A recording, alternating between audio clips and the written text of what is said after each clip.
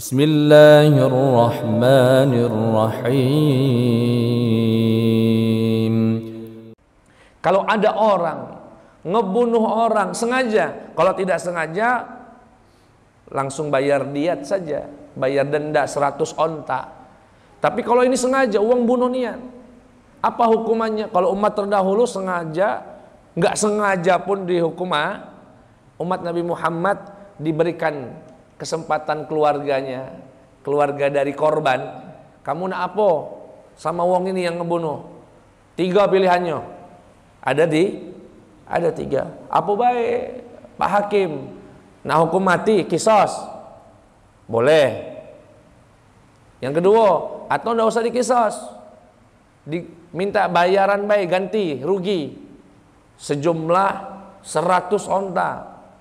Ya kalau ontanya sekarang harga 30 juta sudah 3 miliar itu. 3 miliar. Atau kamu mau memaafkan, membebaskan.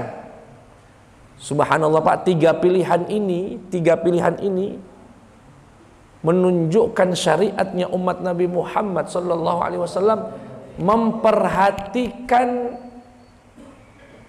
manusia yang beragam. Manusia kan beragam, Pak. Ada manusia itu ndak terima, pokoknya mati itulah. Ada yang itu Islam memberikannya. Silakan kalau mau menuntut mati, boleh dihukum mati. Tapi ada yang berpikir rasionalis. Woi, daripada dihukum mati, apalah. Kebetulan almarhum ini korban, punya anak banyak. Ndak kate yang rawatnya kage. Belum sekolah, belum selesai. Daripada dihukum mati, cuma melampiaskan marah emosi. Karuan kita minta ganti, baiklah. Lumayan 2 miliar buat pendidikan dia sampai kuliah selesai. Pak Hakim, aku tidak jadi kisos lah, aku diat baik 100 onta. Laju. Ada orang yang tipikalnya imannya begitu, cara berpikirnya begitu. Ada yang lebih tinggi lagi. Sudahlah, sudah takdirnya anak saya mati di tangan dia, gitu ya. Sudah takdirnya anak saya mati di tangan dia, tidak usah dibalas. Saya juga kasihan, ini yang bunuh punya anak kecil-kecil juga, misalnya. Kemudian biar anak saya yang meninggal, Allah lancarkan juga urusannya, misalnya. Dia berpikir begitu. Kemudian toh anak-anaknya ini sudah pada besar semua, misalnya korban tadi sudah. Lalu gimana? Sudah Pak Hakim, saya maafkan saja, dibebaskan. Ada nggak yang begitu? Ada. Bahkan gara-gara itu banyak orang masuk Islam. Salah satu cerita di Amerika, ketika seorang Malaysia kalau tidak salah atau Thailand, anaknya dibunuh oleh orang Amerika, mati. Kemudian dibawa ke pengadilan, sembari nangis ayahnya mengatakan, aku memilih untuk membebaskan. Terkaget-kaget sang pelaku, kemudian dipeluk. Coba ditampar sedikit sama dia, kemudian dipeluknya.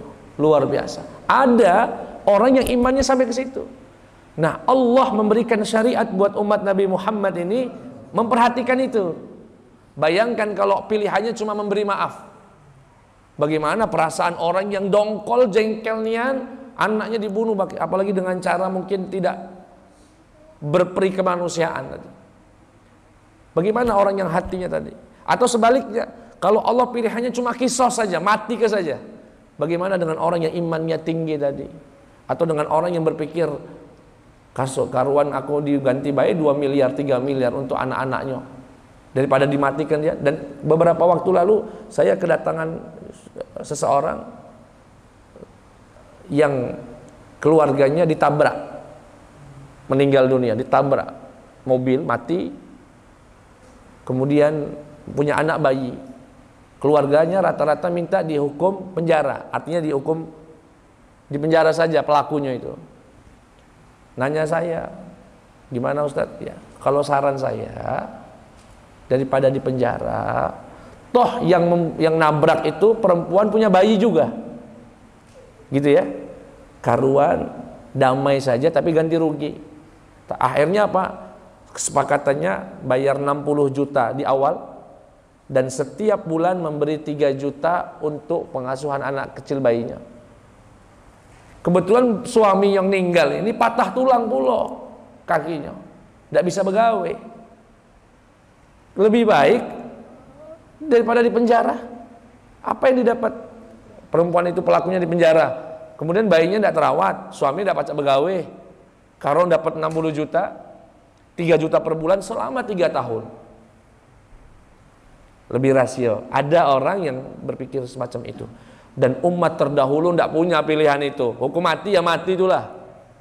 Umatnya Nabi Muhammad Sallallahu Alaihi Wasallam diangkat beban itu, sehingga orang yang membunuh sengaja dengan tidak sengaja dibedakan, kemudian yang sengaja pun diberikan pilihan.